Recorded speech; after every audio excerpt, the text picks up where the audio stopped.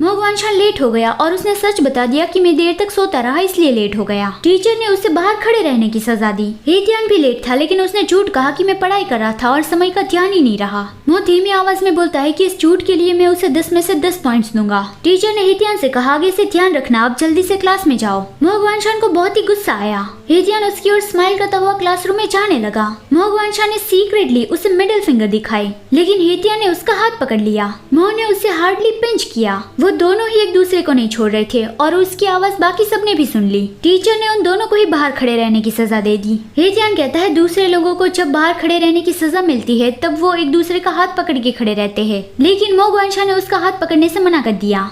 फिर अगले सीन में मोगवांशान बहुत ही गुस्से में था, जैसे वो अभी किसी को पीटना चाहता हो, लेकिन कुछ लोगों ने उसे पकड़ के रखा था और मोगवांशान चिल्ला के कह रहा था कि तुमने मेरे बारे में सबको क्यों बता दिया। उसके सामने शैली बैठा हुआ था। वो कहता है मैंने क्या बताया, यही कि तुम्हारे डैड एक खूनी है, लेकिन ये बात तो पहले से ही सबको पता ही है। मोगवांशान शैली को मारने जाता है और चिल्लाता है कि मुंह बंद रखो अपना, मेरे फादर को फंसाया गया था। लेकिन शैली उसे पीटने लगा और कहता है तुम्हें क्या लगता है कि लोग तुम्हारी ऐसी चीजों की परवाह करते हैं? मतलब कि तुम्हारे डैड सच में कातिल है या फिर उसे फंसाया गया है, उसकी किसे परवाह है? हालांकि मैं उस बारे में इन्वेस्टिगेट करवा सकता हूँ, बदला लेने में मैं तुम्हारी मदद करूंगा, ठीक है?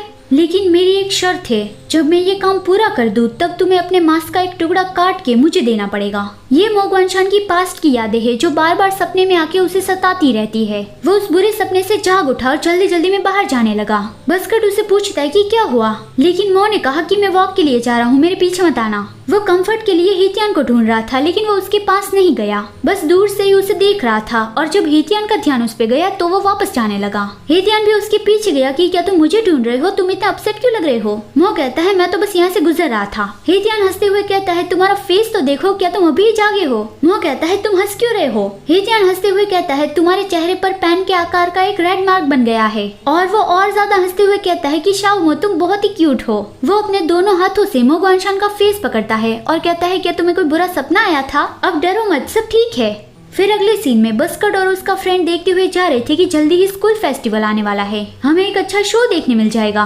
तभी बस्कट हेतियान से टकराया। पहले वो गुस्सा करता है लेकिन जब उसे पता चला कि वो हेतियान है तो उसके पसीने छूटने लगे। हेतियान कहता है आज स्कूल के बाद मेरी ब्रदर मो के साथ डेट है, क्या मुझे ये सोशल मीडिया पे पोस्ट कर देना चाहिए? बस्कट तो बस उसे पीछा छुड़वाना चाहता था, उसने कह दिया कि हाँ, लेकिन हेतियान जाते हुए कहता गया कि इतने अच्छे सजेशन के लिए तुम्हारा थैंक्स।